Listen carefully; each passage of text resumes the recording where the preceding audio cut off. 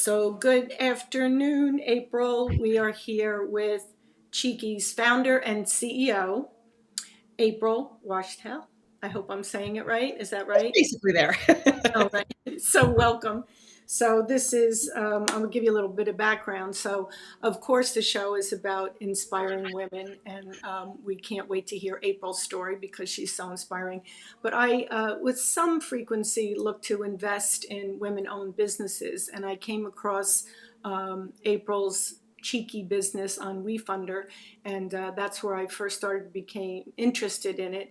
And then I looked up her company, and of course, as the author of Art of the Garnish, so this is something that's very near and dear to my heart because it's cocktails. But for those of you who may not know of Cheeky, and I'm sure that most of you do, and she's in so many markets now, but I'll give you a little bit of background that April is a 26-year veteran, but looking at you, you look like you're 26, so I'm not sure about this, in the beverage and hospitality industry.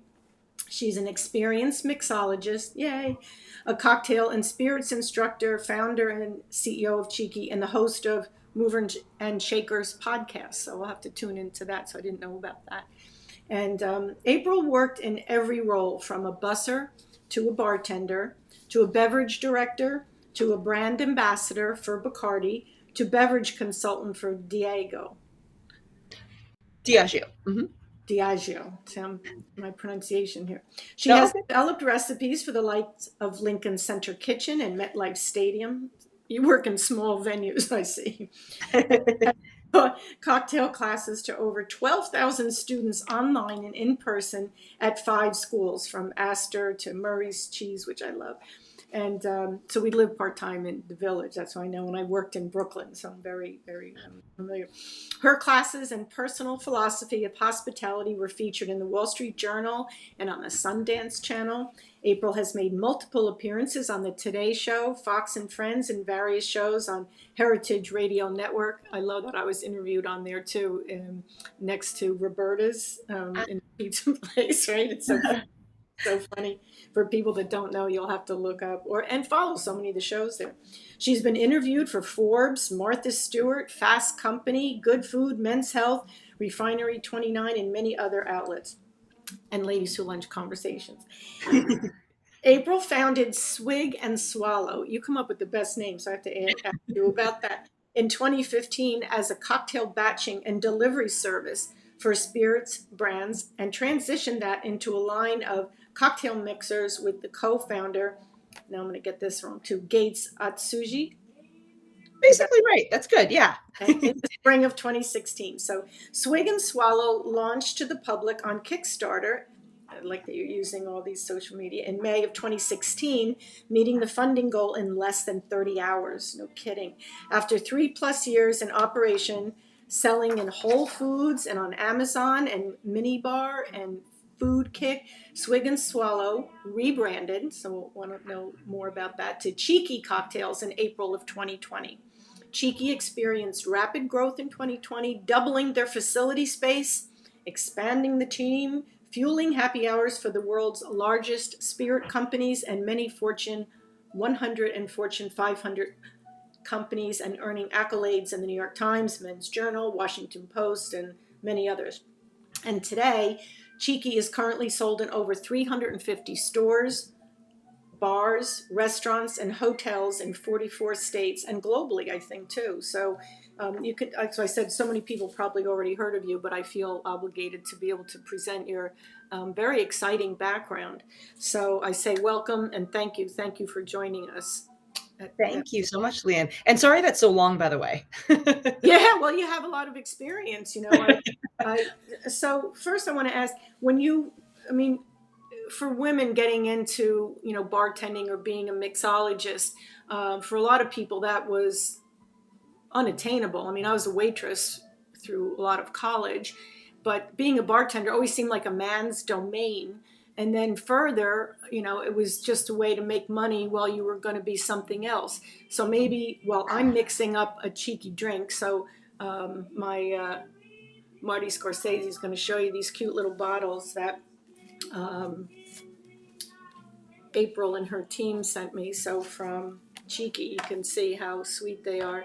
So I've got my tier of antique glasses here, so I can't wait to be able to mix this up. So when you guys, you can buy online too, but this is what I'm going to make here. So tell us a little bit about first how you got into, I guess, being a bartender, and then what led you to develop this company. Yeah, for sure. So I started working in food, beverage, and hospitality when I was a tween. So I was 13, and I started working for a friend and family's bed and breakfast. It was this beautiful bed and breakfast horse farm in Vermont, where I'm from. And I just kind of immediately realized that there was so much in hospitality that I loved, and being able to relate with other people and do nice things that make people feel great in hospitality. And so when I moved to Boston for school, gosh, I think that was 2000. I stayed in the industry, all throughout college, and then after college as well. And the craft cocktail scene really hit Boston. It must have been like 2004, 3 or 4 was probably the first craft cocktail bar. And then around that time, I also was reading. I read Danny Meyer's book, Setting the Table. Oh, there's the cheeky orgeat right there. It's one of my favorites, and it's kind of esoteric. So I was really delighted that you offered that. So go, Thank you so much. yes.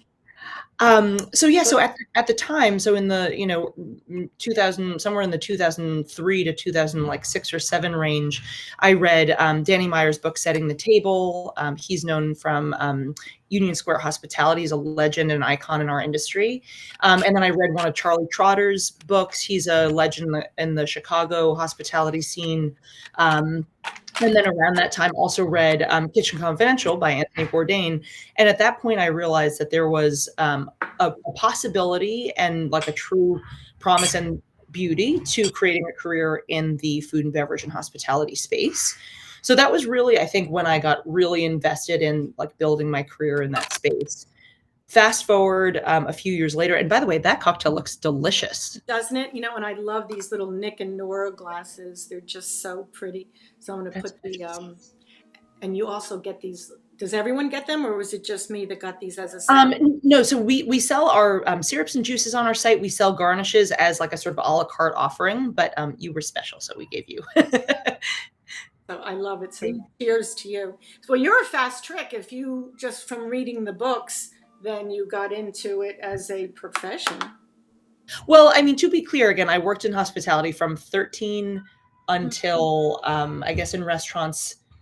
Maybe I left in my late 20s. I came back on one occasion, but the long story short is I realized that there was like you could actually truly build a career in the space. And then when craft cocktails came around, I realized that was that enabled me to sort of unleash my own creativity, and there were so many other opportunities available in that space. And so fast forwarding, a bunch of years, obviously until now, I realized I wanted to be an entrepreneur. I realized that there was a huge opportunity in the space of like simplifying craft cocktails for both for professionals, but also for people in the home. And that was really, those were sort of the insights that led to founding Cheeky. Ah, I know, but then, so you're in the hospitality industry, but then your bio says you were teaching, and then you saw that there was a need. And my father always said that, the key to success is finding a need and then filling it. So Yeah. how did you go from Swig and Swallow, where you, I think, mentioned in some of your articles, I think it was maybe Inc. or Forbes, that you really had to focus on more of the branding versus just the quality. And then if you can tell us a little bit more about how you make these. I mean, how do you get all these fresh Yes. ingredients and get them to the market in time? Yeah, yeah. So for sure, I think to your first point about a need. So I realized so the craft cocktail renaissance has become a huge global phenomenon, and both professionals wanted to offer more robust you know programs where everything's made from scratch, but also people in the home wanted access to these beautiful cocktails they'd experienced in bars. So the question was, how do you make a product that serves these sort of two needs? I experienced it as an individual in my own home wanting to make better cocktails. I experienced as a professional planner. And then in those cocktail and mixology classes, my students would always ask, well, how do I make these in the home when I don't have like a prep team and I don't have this like, full, access to like a Calustians or specialty grocers. So that was like the primary insight that said, okay, somebody should be able to do this and make a product that's shelf stable. So I'll just maybe go to the actual founding of Cheeky in 2019, 2020 is I had already with Swig and Swallow run a mixer company. It was refrigerated. It wasn't shelf stable. And I realized that would be a huge barrier to growth if you're trying to grow a brand like Cheeky, like a packaged good brand. So I ended up pulling Swig and Swallow apart and then saying, okay, we've got to make a shelf stable version of all of these fresh ingredients that normally are made from scratch. And so that was how we kind of just set about saying, okay, well, what are people using behind bars? 100% lemon and lime juice. Check. What are the syrups, like the workhorse syrups? A simple syrup, agave syrup, a honey syrup, honey ginger. So we started in that direction. And then from there, we sort of honed the product line. So today, when I explain it, I'll say we do premium syrups and juices for the home and bar. And they're shelf-stable versions of the fresh ingredients found behind craft cocktail bars. And beyond that, there were a few principles that were super important, which was we're not going to use something that would not be approved by a craft cocktail bar. So these are all mixology approved ingredients. And we are making products to meet an actual need. Yeah. If there's already a bunch of products that do the same thing, we're not going to launch just a sort of copycat product. I'll stop there. They're always trying to be different or provide something that is a little more exotic or esoteric. Sorry, repeat the question again. I was asking if you're looking, in response to what you had just said, are you always looking for something that's a little more esoteric or exotic? Or, when you're filling a need, like more people might want just the plain simple syrup, or, how do you come up with the flavors that you do? This is such a great question. So initially, the thesis was we just need to do shelf-stable versions of the workhorse products made from scratch. So again, just looking at a few products, the lemon lime simple syrup, honey syrup, agave syrup, those were some of our earliest products.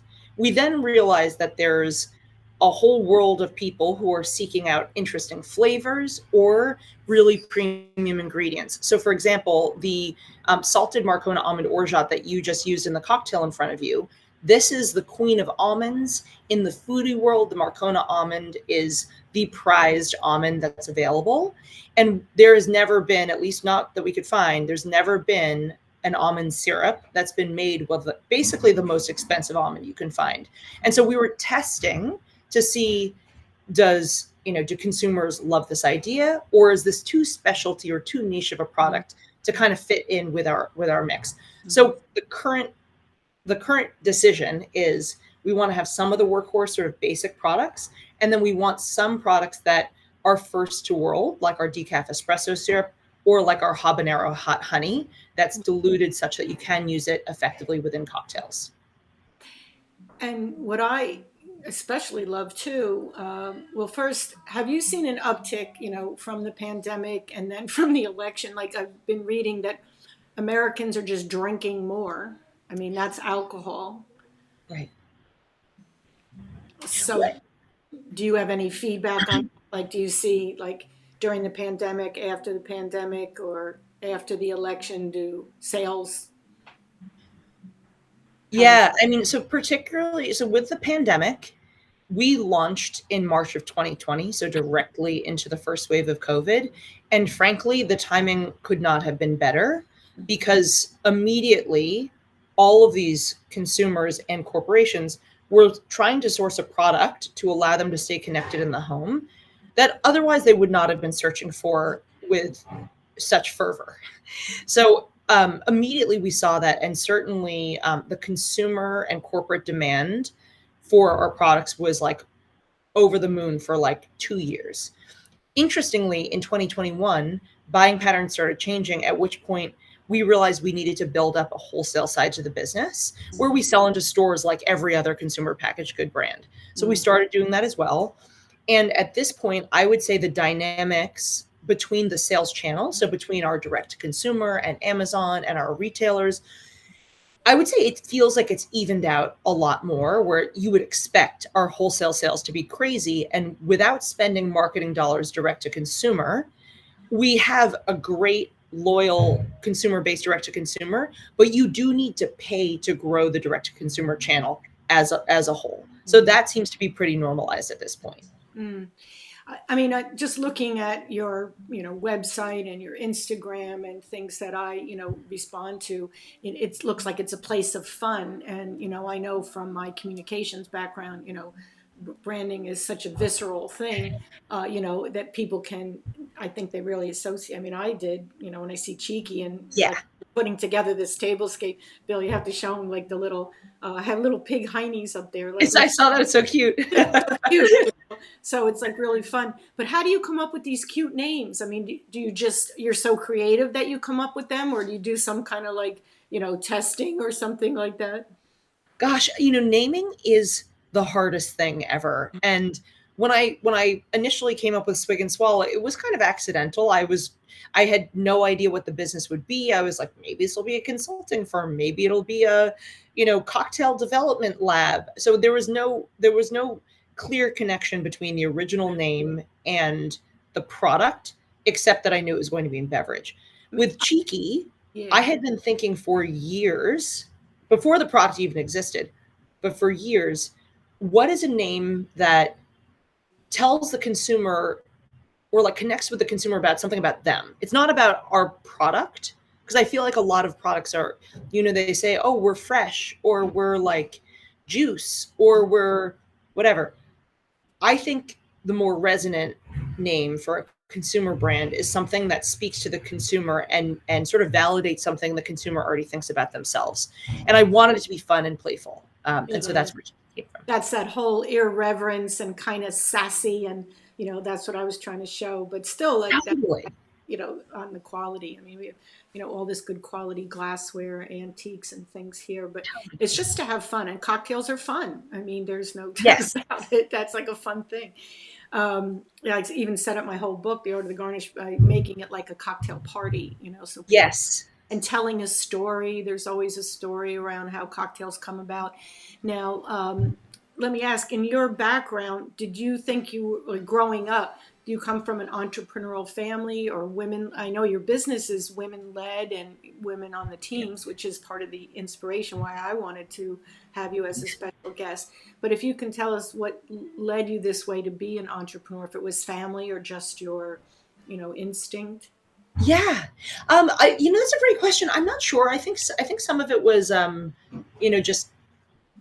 just I think personal preferences, but my mom is a business person, so she's worked in banking for a million years, and my dad is like a very creative, artistic, and design focused person, Uh, and so I think kind of seeing those two sides, I loved the idea of coming up with like fun or stupid or silly ideas and then bringing them to life. And I think there's an element of me, I've spent many years in competitive sports, mm, and as an athlete, and I think when you look at the connection between these two things, I'm like, I want to test out a creative idea and see if it works or not. And yeah, if it looks like it could work, put every ounce of effort you can behind it to make sure that it does work. that's that Um, competitive spirit. Do you find, yeah, I know in Brooklyn is a very, now it is a very artful community and very supportive.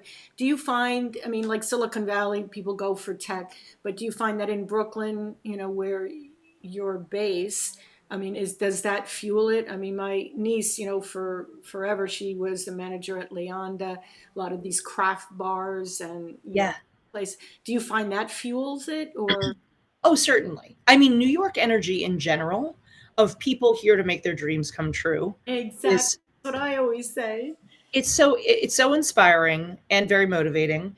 And then particularly we're in a building called the Pfizer building, and there's probably, I don't know, 75 to 100 other businesses in here, primarily small makers. And Mhm. we're great friends with a bunch of the businesses in the same building. And so Mhm. having that camaraderie and seeing people build their own, beautiful dreams, and also go through the ups and downs of running a small business, it's absolutely contributed to where we are today. God bless. And then I don't know if you can talk about it, but the refunder, or what are your next steps for business? You're going to keep expand? Like, what's the future look like? For sure. So I should actually mention, so the bio that I gave you was a little outdated. And I only mentioned that because we're in about over 1,300 stores now. I know Oh, my bio said it was less than 400.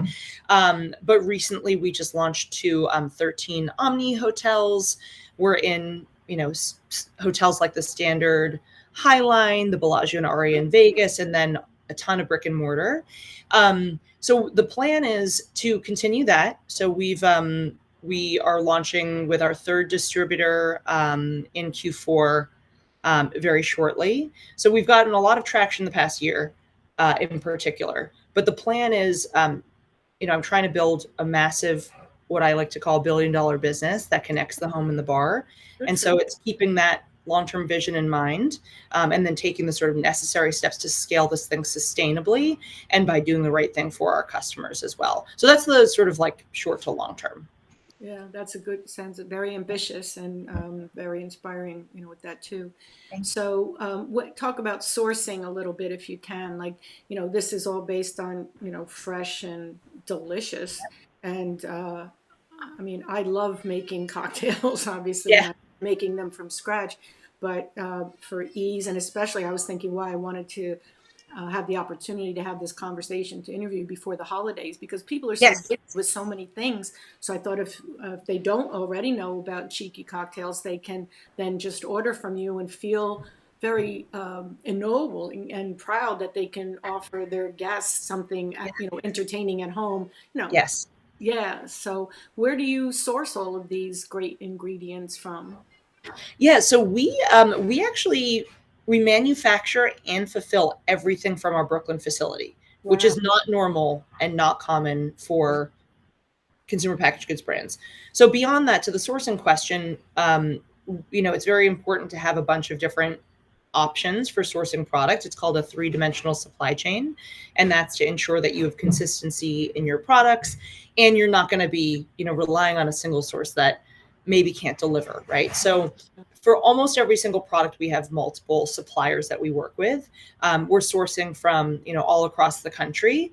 But one of the beautiful things I think about our product line is, most of the ingredients, it's complex when it's finished, right, as a finished product, but the actual ingredients that go into it are relatively simple.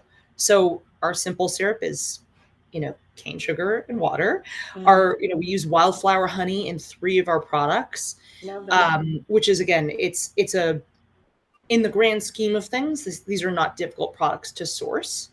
Um, just a little bit of a sidebar, I know during the pandemic, people who had really esoteric ingredients had incredible challenges sourcing those because they had oftentimes only one source.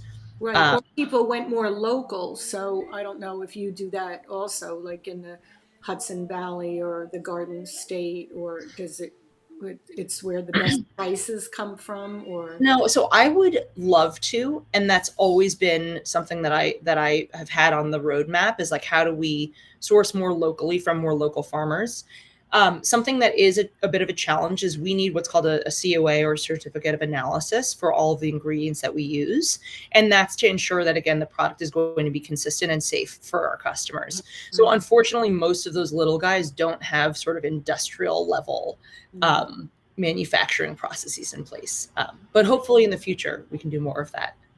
So when you're looking for more esoteric or exotic ingredients, does that lead you to go to places that are geographically more remote, or do you look to cultural differences, like more South American or Filipino or Indian ingredients, Right. Yeah. Well, I would say that the ingredients that go in, the raw materials that go into our products, overwhelmingly are very high quality, but they're not super esoteric, right? So, for example, we have our regular espresso syrup, and then we have our decaf espresso syrup. And we source these from two different coffee roasters. So they take care of the sourcing of the beans themselves and of the curation of the beans and the blends. But then both of them roast locally in Brooklyn. So one is Partners Coffee, and they're supplying our beautiful decaf espresso beans. And then the other is Cafe Integral, and they're sourcing these single origin beans from Nicaragua. So we're able to access these sort of more unusual products, but we're able to also actually physically source them locally. Wow, I love that, and I love espresso. Yes. So I can't wait to try that. I did, and the chocolate martinis too. So I don't know if I, Yes. but I love the variety. I mean, it's like never ending. And I always say, like, with the cocktail, like there's no doggy bag. You have to keep making, you have to keep making it fresh. So your products are just like everyone is a discovery. I love it. Thank you. Yeah. So, talking about a little bit about the challenges. I mean, everybody has moments when they feel like this is just too much, too much for me. So, if you've had those, and maybe you can share how you overcame it. Yeah, I mean, owning a small business, there's crucibles, around every corner. um, so I would say that the biggest challenge, I think, is keeping problems in perspective. So probably my biggest learning has been how to self-soothe. And I think this is relevant to anybody, no matter what you Yeah, do or how sure. you spend your time. But being able to say, okay, if this thing's burning, or if like we've got this challenge that's appeared this week, how do I prioritize it? And also how do I keep this in perspective so I react to it appropriately? We've nearly, as a small business, we nearly ran out of money completely on like 6 occasions. Yes. And this is just being super transparent. On one of those occasions, I lost like a third of my hair. You know, like the way you react to Yes. these things really matters. And ultimately, we got through all of those occasions. We've had other, major issues that we persevered through. And so I think building the muscle and teaching yourself, we will get through anything that comes our way. Yes. It's just a matter of moderating my reaction to it. That's incredibly powerful. That's very good advice that, like you say, anybody can take in any industry or business that they're in. But women, I hope anyway, but I would say obviously have different ways of managing than men, and in a good way. But do you find that your female intuition or experience has helped you with your teams? It's often said that, oh, you have to be ruthless. And one of my mentors and former bosses who died recently, but I said that's not true. He's a man, and but he was, good and smart and kind and very empowering to others. So I don't know, to his team. So I don't know how that plays into your success so far. Yeah, I'm not sure if I believe that there's like a gendered right way or wrong way. I think, and this is something that I know from sports, is you want to be an amazing team player, and you won't always be, but you want to try to be, you want to strive to be. Um, and ultimately, the business does not work if you delegate something and then you still are responsible for it. Mm. Meaning that like you have to empower people. Yes. Um, but I think being a team, like I think being a team player and ensuring that people understand that emotional safety, like they are safe in this environment. I think that's the most valuable element of the team dynamic. I think so too. And I will say my experience, women have a tendency not only to be detail oriented, but on the flip side, they often want to do everything themselves. And Right. you can't run a business by being in every team player's face all the time. So Right. yeah, yeah. But Well, by the way, I'm learning all of this, and I really think too that all the dynamics change when you have different people come into the mix. yeah, And I that, think being able to kind of like roll with the punches and evolve, and also, hire the right people. But if it's not the right fit, making sure that you make those decisions very quickly is also super important. yeah. Well, I know you have such a busy schedule and you're going to be off to a different thing, so we appreciate your time, but it goes so quickly here on the So conversation. quickly. I know. So I just have a couple of last things. One, I have to ask, do you have a favorite cocktail? Oh, one thing I wanted to mention too, maybe you can address, I forgot. It's not just alcohol. I mean, increasingly, Correct. I mean, don't tell anybody, but I've been drinking like a lot of distilled spirits that are not alcohol related, and Yes. because they're getting better with taste, and the fact that Yes. I can cook with your things, or I can, have that. So maybe you could just address that briefly. Yeah, for sure. So all of our products are there's no alcohol in any of our mixers, Right. and that was intentional. To your point, is there's people may be drinking alcohol foolproof spirits, or they may not for any reason under Mm, the sun. yep. And it was very important to me, and still is, that we provide options for everybody in that spectrum. Yeah. And so, yeah, so we have a lot of customers who are sober curious or who don't drink at all. And then we have a lot of folks who will use us in their cocktail, and then they'll also use us in their, in their cooking or in their pastry. So it's from my perspective, it's like however you want to sort of unleash your own creativity, like it's up to you, and we embrace that. You're so creative, so I can see how this is coming out. So, do you have a favorite cocktail, alcohol based or not? I I mean I'm a little bit temperamental. I go I mean I would say I love I obviously love an espresso martini. I love a classic daiquiri, so just rum, lime, Oh, okay. and sugar. I love a Negroni, which is a bitter stirred cocktail. I love dirty martinis. I love a gin and tonic. So I'm all over the map. But It's funny because in my Art of the Garnish book, I say some people, I said it in a much more eloquent way, but some people are, you can almost tell them by their personality, like they're always going to be a straight up whiskey, or, like myself, yeah, it's always just a classic martini. And yep, then others, like what you're describing, they go by the seasons or by the yeah. venue, or, whatever. And that's, like the fun of it that goes with it. That But actually probably explains why we have so many products, is because I personally have a lot of favorites. well, they say variety is the spice of life, so that's a good thing. But I will ask because I had started to, I think I might have mentioned to you, but I started with the first one actually was that that I do these watercolors for the cocktail napkins. And Yes. like this one is the French 75. She was an interior designer, and her favorite cocktail as the French 75. And then the monies go towards her favorite charity. And so Oh, coming in, yeah. So oh my that, God, amazing. and hers were women veterans. And then this one, I ship them in these little gauzy Oh my bags. God, they're gorgeous. Yeah, so this one was the prima ballerina from New York City Ballet, and her family was Wow. in Manhattan, and it was every town for gun safety. So I have like little toe shoes and things. And Oh then my, this, that's so we haven't cute. introduced, but we're going to, is a she's a animal biologist, and so you could see it's Oh, got the jaguar and her uh-huh. own things.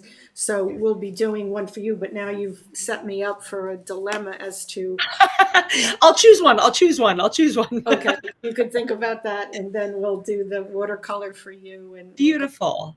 Yeah, it Wow, is. so special. So, if you were advising a young woman today, whether it's to go into general business or hopefully more specific, your own business that you've done, what pearls of wisdom would you give her, to inspire her?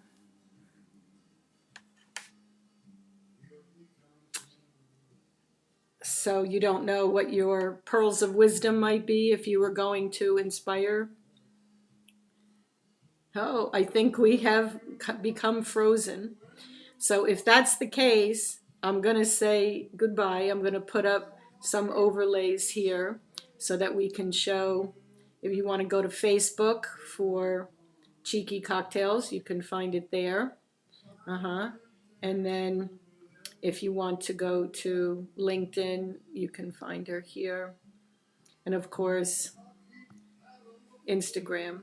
Okay. So I want to say a special thank you to April It was absolutely, she's just so delightful, isn't she? I mean, talk about like being a fun person. So her mixes are absolutely delicious. I can vouch for that. So you can go to their website, Cheeky Cocktails, and you can order, and you can either find a local service so they can deliver. So cheers to April and cheers to Cheeky Cocktails.